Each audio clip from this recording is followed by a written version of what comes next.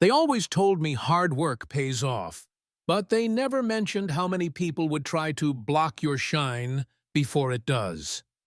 I was 17, pulling a soaked hoodie over my head as I dragged myself across the rain-slick tarmac of Atlantic Executive Aviation. 14-hour shift, freezing rain, planes grounded, and all I could think about was getting home and cramming for my FAA exam the next morning. That piece of paper was supposed to be my ticket out. But just as I was leaving, I hear Frank, our grumpy old head mechanic, yelling, "Wilson, we got an emergency!" I should have kept walking. I didn't. Turns out, some rich CEO's $38 million Gulfstream jet just landed with a busted thrust reverser. The kind of problem that usually means park it for a week and pray the part ship fast. Everyone else, Calvin, the senior tech with a chip on his shoulder, and the other apprentices with rich uncles on the board, they were all standing around, shaking their heads, writing it off as unfixable. But I couldn't stop thinking about what didn't add up. The wear patterns, the strange vibration, the discoloration. It all felt off. And not in a replace the actuator kind of way. More like something was conflicting. Software, maybe. So I spoke up. I think it's calibration drift. Could be a software glitch that's sending mixed commands. I read about a fix in an old 1994 manual for a similar system. Calvin laughed in my face. Literally. "Kid, that system recalibrates every flight. Don't embarrass yourself."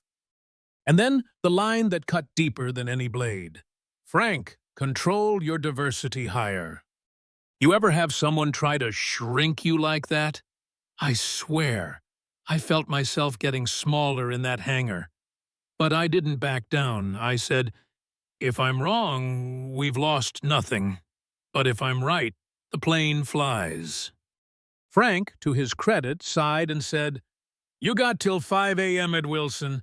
No pay, no overtime, but I'll authorize you." So everyone else left. Just me, the jet, a stack of manuals, and my grandfather's silver pilot wings hanging from my neck.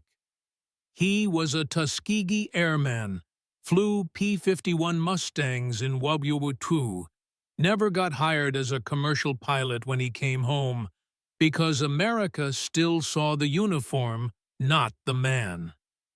Those wings, they were the closest thing I had to a conversation with him. Every time I felt stuck, I'd grip them tight and whisper, "Help me out, Grandpa." And that night, he did. I worked till my fingers went numb, dug into the flight logs, rewrote corrupted code, recalibrated the whole system manually.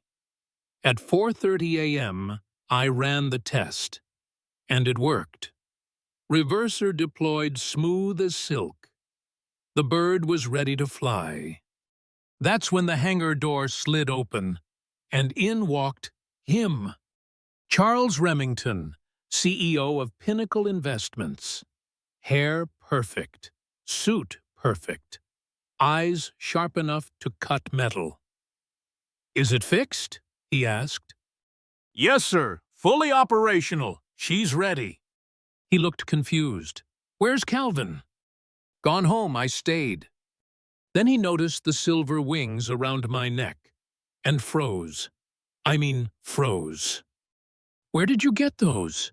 he asked, voice barely a whisper. They were my grandfather's, Lieutenant Eddie Wilson. His face turned white. "Your grandfather saved my father's life."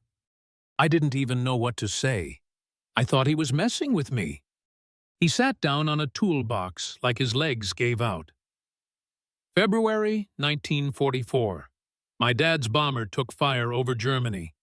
2 enemy fighters closed in. A red-tailed Mustang appeared, shot one down, scared the other off, escorted them back, said the pilot waggled his wings before peeling off. My dad tried to thank him. His name was Wilson.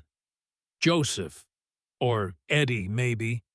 My dad kept a photo of him his whole life. That's when I realized I wasn't just fixing a plane. I was repairing a legacy. A few hours later, he invited me to his Manhattan office, gave me coffee I couldn't pronounce, and told me he wanted to sponsor my full college tuition, engineering degree, paid internships, guaranteed job. Call it repayment, he said, for a debt my family never got to pay. I said I needed time to think, told my grandma, and that's when everything cracked open. She pulled out a letter from 1963. Turns out Remington's dad offered my grandfather the chance to open a flight school for black pilots. Full funding. But Grandpa turned it down. Said the country wasn't ready. Said he didn't want to put his family in danger just for chasing a dream. You ever realize your family's been protecting you from pain you never knew existed? But I still had questions, so I went to Philly to find my great-uncle Calvin, Grandpa's estranged brother. And man, he dropped truth bombs I wasn't ready for. He said Grandpa didn't just say no out of fear. He didn't trust the younger Remington, Charles. Said he was all business, no soul. That when the scholarship foundation finally happened, Charles was the one filtering who got in. That my dad got offered a spot, and Grandpa rejected it, because he didn't want his son's future tied to someone who didn't really care. And now, 50 years later, here I was, same family, same offer, different face. So I went back to Remington and said, if this is really about legacy, then it can't just be about me. I laid out conditions. I control how my name and face are used. I can refuse any PR. And he funds 5 more scholarships for kids like me selected by a diverse panel I sit on. He read the paper, smiled, and signed. You've got your grandfather's fire, he said. Later, I met Dr. Michelle Carter, the first black woman to ever get a William Reed Scholarship. She became my mentor. Told me, these wings mean something. Don't let anyone use them to sell a lie. 3 years later, I'm at MIT, top of my class, designing recalibration systems that airlines are now trying to license. I've got job offers, patents pending, and those wings still hanging around my neck. That moment in the hangar, that was the pivot. But every choice after that was mine. Now let me ask you, if someone offered to change your life, but the offer came wrapped in old debts and broken trust, would you take it? Would you rewrite the story? Or would you walk away? Drop your thoughts in the comments. And if your family's got a legacy like mine, buried under silence, pain, or pride, I want to hear your story. Because sometimes the thing that saves you is the one you never saw coming.